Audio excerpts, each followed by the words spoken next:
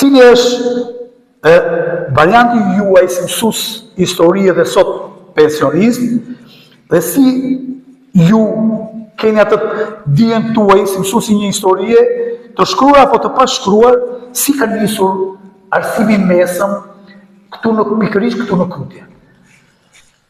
Arsimi mesëm në Krutje që privilegj për zonën tonë, për Krutjen, se ishte para shkollë e mesme e përgjithshme në shkallë republike e ngritur në fshat.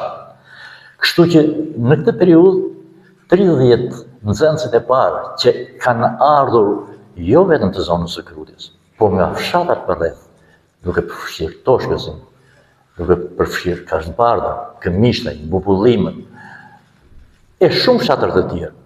Mund të them me plot bindje se në vazhdimsi deri në ditët e sotme, në këtë shkollë kanë ardhur nxënës nga rreth 40 fshatra të zonës për të vazhduar studimet në shkollë. Të gjithë ishin pjesë e Myzëqes? Ishin të pjesë e Myzëqes.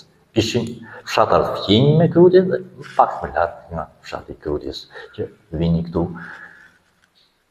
Mund të quaj heronj të vërtet ata nxënës që vinin ditën dhe natën. Se nuk ishte vetëm shkolla e mesme ditën, bëhesh dhe shkolla e mesme natën që mbarohesh këtu, e mbaronin këtu në Krutje.